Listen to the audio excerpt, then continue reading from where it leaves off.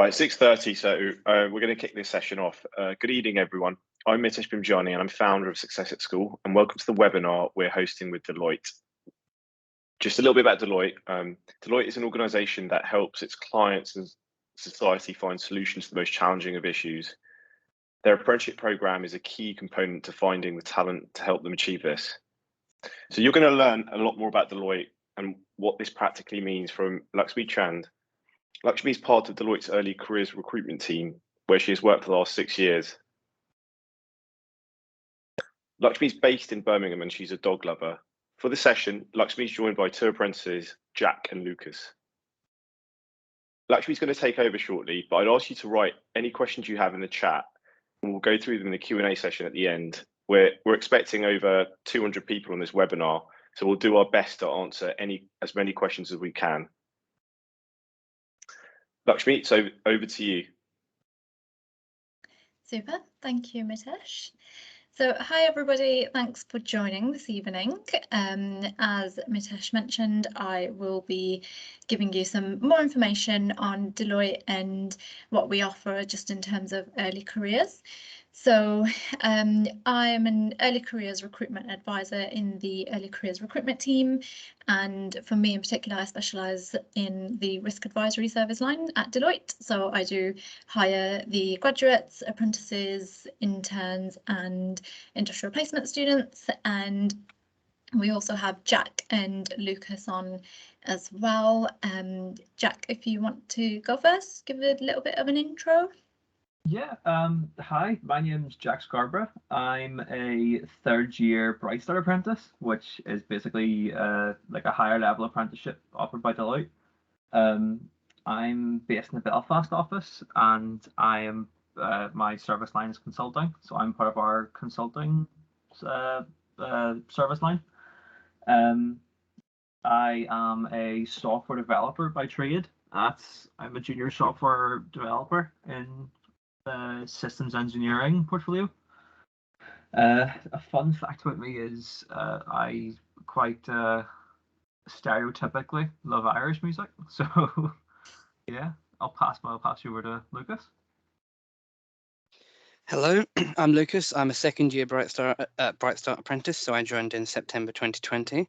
I work in QRS, which is Quality, Risk and Security, which is an internal function of the firm, enabling the rest of the service lines to fulfill their functions for the business. Fun fact about me, prior to COVID, I was part of the Hampshire Judo squad. Super. Thank you very much, both. Hopefully we will be hearing from you later in our Q&A session. So diving right into our presentation. So I'll be giving you a little bit of a brief about Deloitte, the careers at Deloitte as mentioned in the intro, the different programs that we offer. So they are our Career Shapers, entry-level apprenticeship scheme, and the Bright Start Apprenticeships. And I'll also cover a little bit more about what we offer for undergraduates as well, just very, very briefly. And then also the Deloitte application process stages.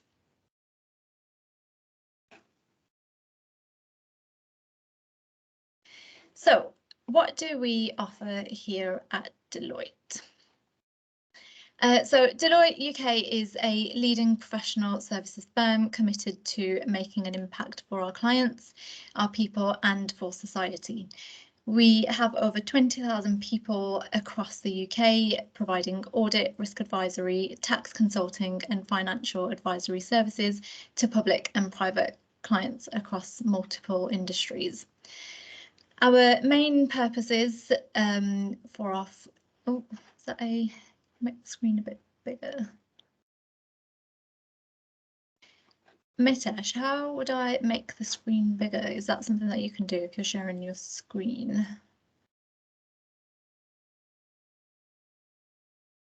Sorry, let me just see what I can do, but I think sentence turned off.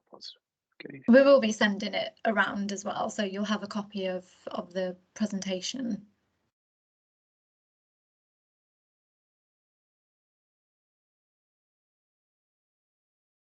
And Right, also, I will, yeah, I was just going to say I'll read off the deck as well. So sorry, Lakshmi, just one sec. If anyone's struggling, if you just enlarge your window, the slides look fine. If you're looking on a phone or something, it might be more difficult. But if you're on a laptop or a tablet, it looks fine. okay. Super. So I will continue. So one of the main purposes is bringing purpose to life for our people. So that's everybody at the firm. And of course, living our purpose with the clients, so following through to the client services that we provide. And then finally, making an impact that matters for society. Now, a quote by Richard Houston, who is the CEO of Deloitte UK and Deloitte North and South Europe. He said, "The role of business in helping respond to society's biggest challenges has never been more important. We are committed to playing a leading role in building trust in business, driving more inclusive and sustainable growth, and enhancing skills, education, and inclusion for all." So in terms of our careers at Deloitte, what does it feel like? So get ready to experience what true collaboration feels like. Bring your boldest ideas and work together to take them further. Feed your curiosity and learn every day, and discover what you can achieve when your determination to make an impact is shared by everyone around you.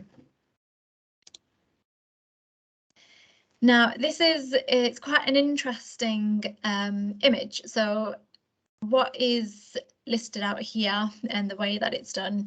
So we've got our outer, so the upper semicircle, which is our career path. So I'll go into a little bit more detail for all of them. And then we've got the middle, which is programs. And then we've got service lines right at the bottom.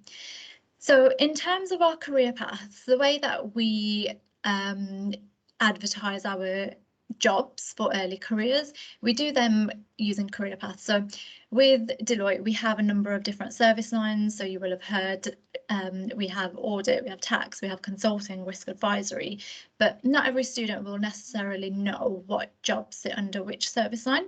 So the way that we advertise it is if, for example, if a student is interested in a technology career, then all of our roles across all service lines are advertised under technology. And the same goes for tax. If somebody is interested in tax, then all of the roles across all of the service lines are advertised under tax. So we have different career paths, and there's a lot more information on our website in terms of what each career path entails and the number of different service lines each career path sits under and what opportunities are available. So we will be providing links for them as well.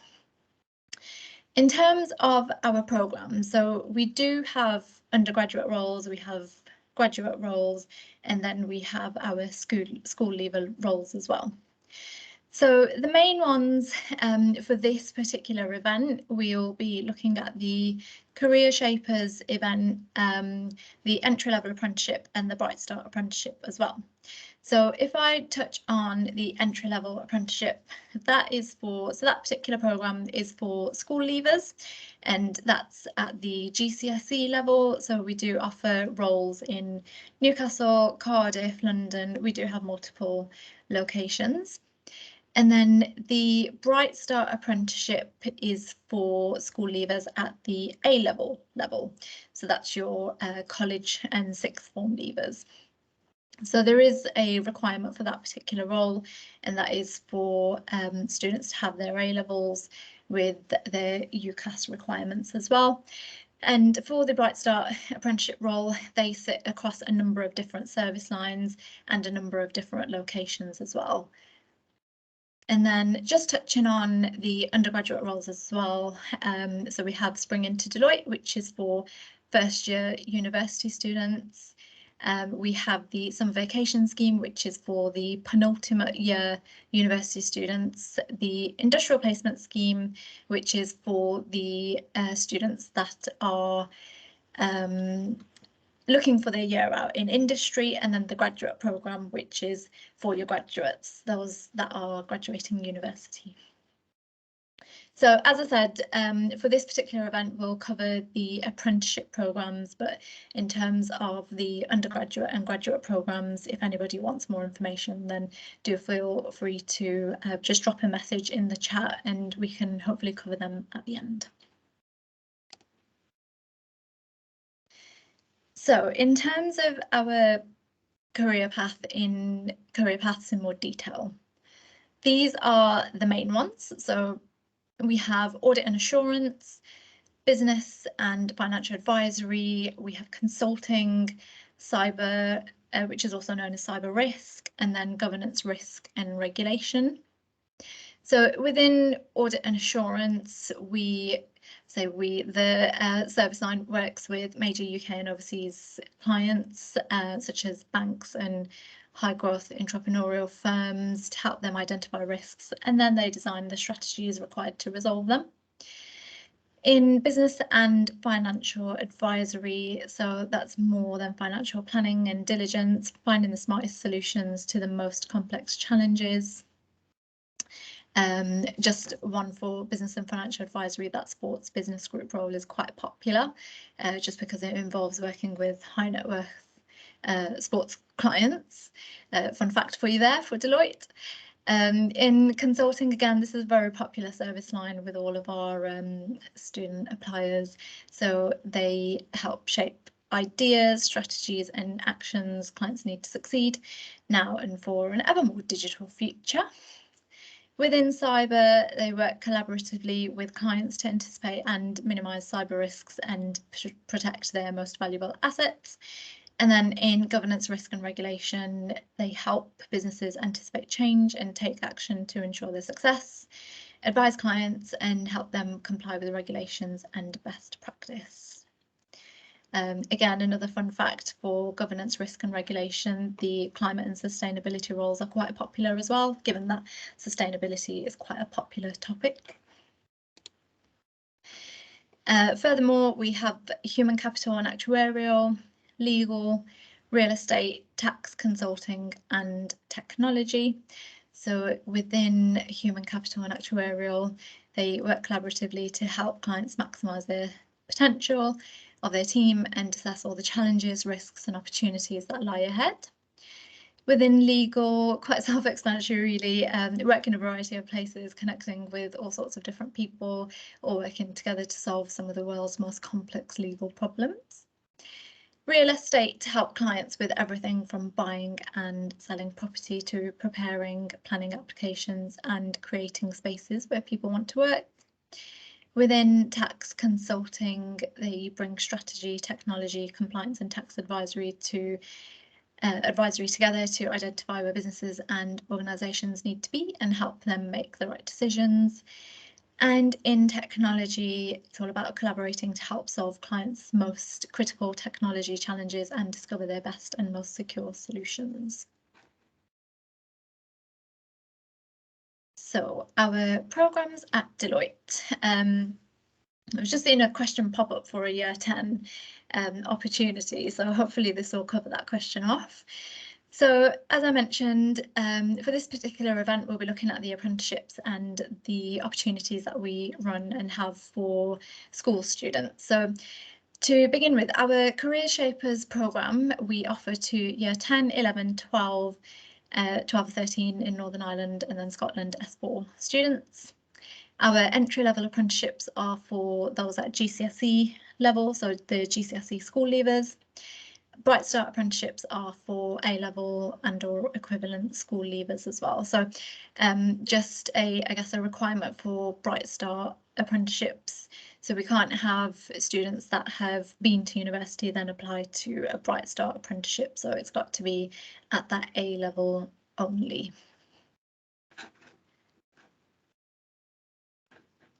So in terms of our Career Shapers programme, it's more of a come and get to know us for about a week or so. So we do offer different durations for the different years, but it's roughly about either two to 3 days long during the summer.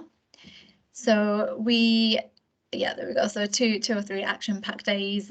We get loads of hosts, involve them in tasks, and just to understand what they do on a day-to-day basis across all the different service lines. So develop an understanding of what each of our business areas do on a daily basis.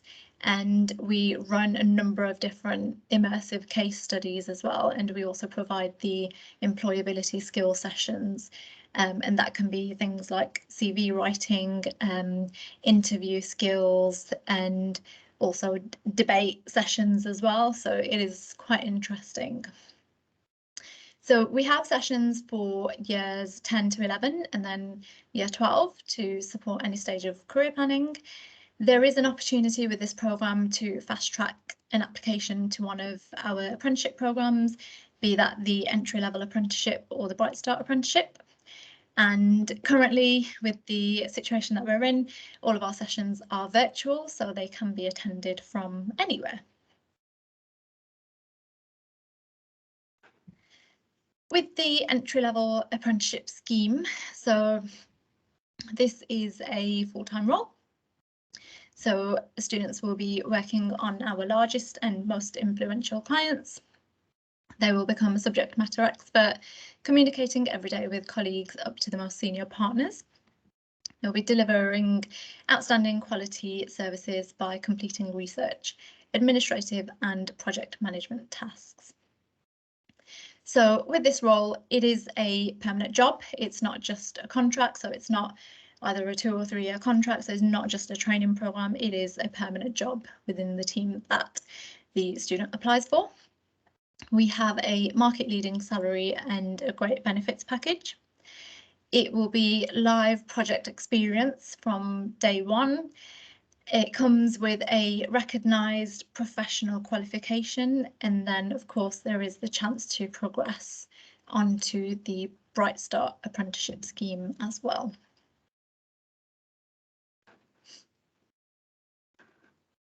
And the Bright Start Higher Apprenticeship, so this is an opportunity for curious people to leap into the world of professional services. So what's involved? Bright Starts will help solve some of our clients' most complex problems right from the minute they join. They have the chance to work on exciting projects that have a real impact on our clients' businesses, and they'll be supported and challenged to explore, question and collaborate on important projects. So the Bright Start apprenticeship is an earn while you learn apprenticeship that is also a permanent job. It comes with a competitive salary and a great benefits package once again. It has, they'll be given live project experience from day one. Again, it comes with a recognised professional qualification, and that can differ from each service line. So the professional qualification, it might differ from tax to financial advisory to risk advisory. So it just depends on what team the student joins. There is a fast progression on a structured career path with plenty of support and flexibility, and of course, lifelong learning and development. So what are the application stages? So we have a very simple process for our application process. So our application form is the first step, which is completely factual. So we would ask for candidates to apply online, and it's basically a set of questions that basically just asks for personal information. So again, as I mentioned, it's completely factual. There's no motivation statement or anything like that that needs to be completed. It's just a case of personal information, academic information, and just for students to select which area of the business they are interested in to apply to. And that would roughly take about 20 minutes. Following that, we have the immersive online assessment. So this stage gives a real kind of idea, a digital idea of what life is like working at Deloitte. And there's a chance to look at some possible work scenarios, and then it also involves ranking options from most to least likely actions. And then the next stage is the job simulation, which is the closest thing to a face-to-face interview without actually meeting us. So it's not a live video interview, but it does involve aspects of this job simulation will require a camera. So our online video assessment is as challenging as it is enjoyable, and there's questions that differ in format, so they can be written, video, as I mentioned, multiple choice, and also ranking questions. And then following that, the final stage of the assessment process, which is also known as the final stage assessment, is currently, again, it's a live video interview with a senior person from the team that the individual has selected to apply to. So if a student, a candidate, has applied to Sports Business Group in financial advisory, it will be either a director or a partner that will be interviewing for that particular role. For some roles, there is a short presentation, but we can provide more information on that prior to the actual final stage assessment. And yeah, as it says there, all details are sent beforehand, so we always give enough time to prepare as well. And again, if any support is required, then we're more than happy to pick up the phone and provide a coaching call. And if anybody has any questions just about the day, anybody's feeling a bit nervous, then we're happy to just, I guess, go that extra mile and kind of calm nerves. And then after that, I guess it's the outcome. So great. I mean, if a candidate has been successful, then we will reach out to them to offer them the role. Unfortunately, we do have candidates that are unsuccessful at the final stage assessment as well, but we will always provide feedback that will give development points on where the candidate was just a little bit weaker at the interview. So hopefully the candidate can take away the development points and then apply them in future with future interviews. We do have a reapplication policy as well, so it is one application per campaign year. So we open our applications in September for the following September intake, so it is only one application just to ensure that it's fair and consistent to everybody. And I think, yep, that brings us to the end of the presentation. So I think that kind of gives us time for our Q&A. So Mitesh, can I hand over back to you, please? Yeah, thanks very much for that, Lakshmi. We've had quite a few questions, so I'm going to try and find some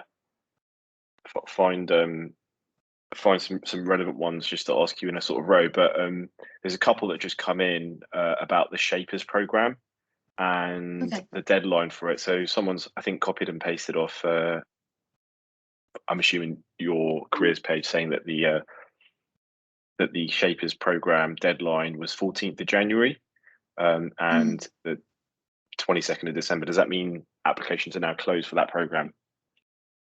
Yeah, so we run a number of different dates for Career Shapers. So we do run some in February and then we run some in the summer as well. So what I would say is to follow our pages on social media, so LinkedIn, Twitter, Instagram, and we will advertise when we are reopening for Career Shapers again. I'm going to ask a question that's been asked actually 2 or 3 times now. So we've been asked what support is available for neurodiverse apprentices, or for those who apply that are on the spectrum. And yeah, let's go with that to start with. Yeah. So throughout our recruitment and selection process, we do have a team that specialises in neurodiverse candidates that looks at the support that is required. So all we ask is on the application form, there is a question that asks whether any reasonable adjustments are required. So we do ask that, you know, enough information is given for us to go off, and then we do have that one-to-one call with the candidate. So throughout the selection process, we do provide as much support that is required. In terms of throughout the role as well, our firm is very supportive and accommodating in making any sort of accommodations. But again, it is something that is looked at on a case-by-case basis, because of course everybody has different needs and everybody is different. So again, it is a case-by-case basis. But again, I'm happy to, I guess, take this question offline if there's anything specific that anybody wants to ask about. Okay, we'll circulate an email address for you guys at the end as well, or via email, so that if there's any specific questions that don't get answered today, maybe someone can email in and ask you. There's a question on the application process for the Bright Start apprenticeship. I might roll in a few in one here. Firstly, are there any specific A levels that you prefer to see or have for that apprenticeship? What the UCAS points requirements to get onto the program? If someone's not doing A levels, do you look at BTEC or BTEC equivalent, or anything equivalent for A levels, etc.? And when they join your apprenticeship program, is it a degree apprenticeship, and what degree do they get a qualification in? Okay, those are a lot of questions. Yeah, but they're all kind of related, yeah. right? So yeah, of course, right. Okay, so you might have to jog my memory. So yes, we do look at BTEC, so we do accept BTEC. So again, that falls into the equivalent. In terms of the UCAS requirements, I believe it is 104 UCAS points, and that's based off the newest tariff system. Currently we look at, obviously you have the standard, the 3 or the 4 A levels, but for us in particular, it's just a case of making sure that the UCAS points are there. There might be some roles that are quite specific. So within risk advisory, I recruit for a technical aspect of cyber, and they do require some sort of a STEM A level. So it can be any STEM A level, but we do have a very small number of Bright Start roles that have specific requirements. But no, other than that, it's just the UCAS points. As long as the UCAS points are met, then that's absolutely fine. Did I catch all of them? Most of it. So just following on from that, actually. So on the apprenticeship program, where they achieve a degree, what degree do they achieve? What degree do they get, and what qualification do they get? So this completely depends on the business area, so the service line that they join, and then the business area within that service line. So it can differ. It differs between service lines. So I don't want to give an answer, because so for tax it could be that the joiners are working towards like a CTA. But then in audit as well, you've got the ACA as well. So it just differs to each of the service lines. Just to give you a break from the questions, actually, there's been a comment here which said in the agenda we said that we would give some tips on how to stand out. Would you perhaps be able to just elaborate on what kind of things on an application form look good, etc., that you guys as recruiters look for on that front? Yeah. So because our application form is completely factual, it is difficult to stand out at that point. So what we say is, when it comes to the online assessments, such as the immersive online assessment and the job simulation, we always, and Deloitte says it about its people as well, we always say to be yourself, because Deloitte prides itself on people bringing their whole selves to work. So throughout the assessment and selection process, we'd like to see the personality stand out. And although there's no right or wrong answer within the immersive online assessment and the job simulation, we would always say to put down what you feel. So for example, in the job simulation, there might be a question on how somebody would deal with conflicting priorities. So we would always say to just answer this honestly, so we understand how you are, and how you would react to a work-based scenario. So I guess in terms, without giving too much away, we do ask candidates to be themselves and just answer their questions as honestly as possible, really. And then when it comes to that final stage assessment, when candidates are in front of somebody, whether that be in person, hopefully at some point in the future, or whether it's via cameras or whether it's virtually, we always say to research the role as much as possible. Obviously, Deloitte is one of the big four, and we all know that, but the business area that's being applied to, do a little bit of research on that. What are we doing? Do you hear about us in the news? Have a look on LinkedIn. You know, bring forward some case studies. What kind of volunteer work do we do? The charities that we work with. So yeah, we'd always say to just go above and beyond in terms of research for interviewing. I know I might be putting Lucas and Jack on spot here, but maybe we could get them just to talk a little bit about their application process and how they found it. Just elaborate on that. Give you a break as well. I mean, I know for my application process, it differed depending on your service line. A couple of my colleagues, they had multiple like online assessments. So for me personally, I had the factual application, which was talked about earlier. I had like an immersive assessment, but it was more of a personality assessment almost, and it like it addressed sort of like problem solving skills and just different things like that. And then I had 2 in-person interviews, one of which was partly group driven. I don't know if that differed for Lucas. Mine followed pretty strictly what Lakshmi's gone over. It was, yeah, it didn't differ very much for me. So there's been a question. There's a couple of people have asked, how many apprentices do you take on a year? So what's kind of like the size of your cohort? That's a really good question. So I would have to say it differs, and that is due to the business demand. It's obviously due to what clients are. So it's a bit of a process, really. So it depends on client demand, and then it depends on the business demand, because it depends on how much work is out there, the capacity, and whether it can be filled and utilised. So we do, in terms of Bright Starts, we take on anywhere between 150 to about 200. But again, it's been a bit of a weird year the past couple of years with COVID, so the numbers can either increase or decrease.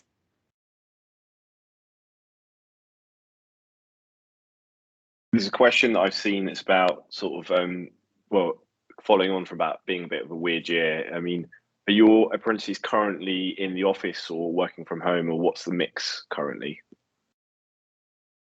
So Jack and Lucas, I guess you can kind of jump in here, but from, I guess, just as a whole kind of firm perspective, we do have the flexibility of working from home or going into the office. There's also that opportunity to, I guess, people have been working from home for the past 2 years, so if somebody just needs a bit of space, somebody needs a bit of social communication, then the opportunity is there to go into the office, but it is completely flexible from the firm. And personally, I like that. I like waking up and thinking, it's all right, I don't have to go to the office today, just having that flexibility. But Jack, Lucas, I'll hand over to you just in terms of how you find it. For me, I don't live particularly close to the office. I'm based in London, but I live out in Hampshire, so it's a bit of a commute. So I too appreciate the flexibility. That said, it is very nice to be able to go and meet the colleagues that I work with day in, day out, which I might not otherwise meet when I'm working from home. But the flexibility is definitely really appreciated from my side. I'm not sure if it's different for Jack.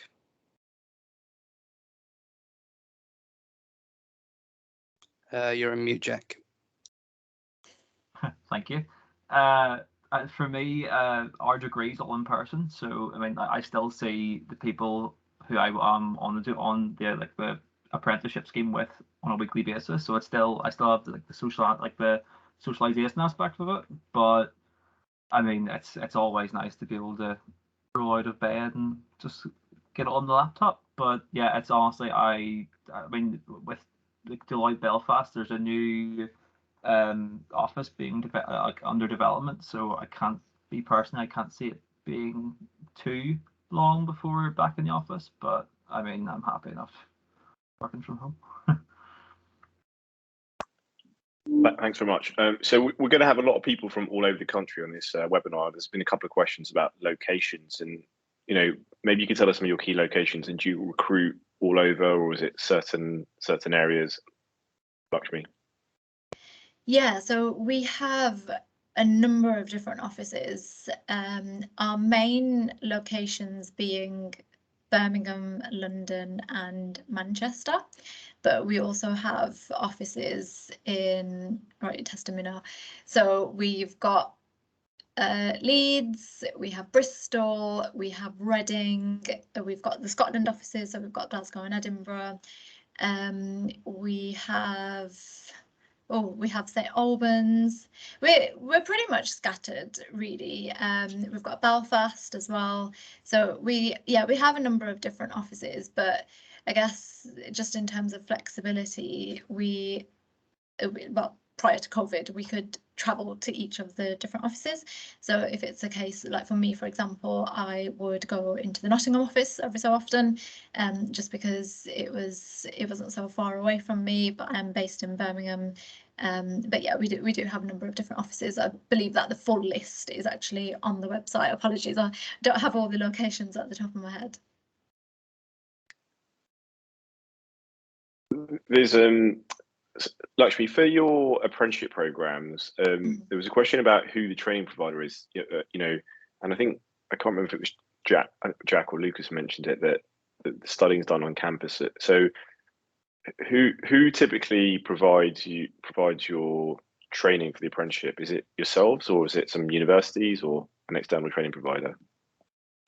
It's sort of dependent. Well, it's like classic consulting response. It depends. So for most of the Belfast Bright Starts, it's normally University of Ulster. I know a lot of the consulting Bright Starts in England, they're done by Open University. I don't know how it differs for other service lines though. Just in my experience, so for my apprenticeship, which is for compliance, it is done by Kaplan, which is all online. So we have regular contact with an external coach who does the apprenticeship side of the scheme, which is separate. There's 20% of our time is set aside for that study to make it an apprenticeship. There's actually a question here for the two of you again, Jack and Lucas. It says, how closely do you feel that the reality of the role meets their expectations at the time of applying? So are you doing what you thought you'd be doing when you applied? That's such a good question. I wasn't expecting to be doing what I'm doing now when I applied, but I'm not disappointed. Like the amount I've done with Deloitte has made me proud to work for Deloitte, and it might not have been what I envisioned when I joined, but I'm happy that I've been there and done that. Yeah, for me as well. So as I mentioned earlier, my apprenticeship is in compliance, and that is such a huge area of the business. So there are different bits which one might not even know exist. So independence with audit and like regulation. It makes sense when someone explains it, but it's not necessarily something that one would think you'd immediately do. So there are some bits which you would think, like financial crime, for example. But yeah, so to answer the question in short, I'd say it's not. I'm doing more than I thought I would be doing, which is a good thing. Lakshmi, you might have mentioned this in the presentation, but it's been asked a couple of times again. The Bright Start Apprenticeship Programme, what are the application deadlines for that and timelines for that, if you could give that to us again? Yeah, so I feel like I'm saying this a lot tonight, but so it differs because so when we open our roles, if we receive enough applications, then we do close them early. So for our Bright Start roles, we did open at the start of November. Now we do currently have an advertised closing date of the 28th of February, but there is a slight caveat, and it's mentioned on the website as well, that if we do receive sufficient amount of applications, then we will close early. So we always say to get applications in as soon as possible, even if it's a case that you've just filled out the application form to begin with.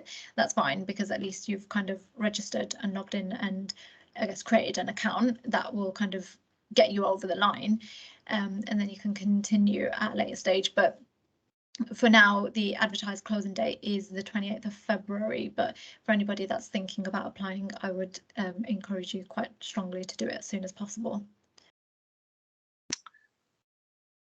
There's a question about, again, about the age that you can enter. Someone asked if you could become an apprentice at Deloitte from after GCSE, so after 16, or for all your entries post A-level. So the entry-level apprenticeship is for students that have just completed their GCSEs. So those are your school leavers. And then the Bright Start apprenticeship is for students that have completed their A-level. So to make it quite simple, your entry-level apprenticeship is for those that are leaving secondary school, and then the Bright Start higher apprenticeship is for students that are leaving college or sixth form. There's a couple of other good questions. The first one I want to come to is there's a question about the opportunity to work abroad during the apprenticeship or visit clients abroad, etc. I'm assuming if we just call it a generic question about travel and things like that during the apprenticeship, is there an opportunity for that? Can I fill that question to Jack and Lucas? Yeah, I mean, there's definitely opportunity to work. I mean, it's probably a lot more in different parts of the UK for us, especially. But I have friends who have worked for different, like the government of Gibraltar, and there's a couple of people that worked in projects in Portugal, and yeah, I mean, there's also, following your apprenticeship, there's always the opportunity for secondment to different like member firms. So I have a couple of people who want to travel, so they're trying to get seconded to either Australia or the North American firm. Yeah, there's not quite so much opportunity in my area, purely because of its function as an internal service, and each of the member firms have their own quality, risk and security departments. That said, as Jack mentioned, secondment opportunities are pretty much everywhere. Probably 15% of the people, at least, that I speak to have been seconded at least once during their career. So there's so many opportunities to go traveling abroad, even if it's not strictly during the apprenticeship itself.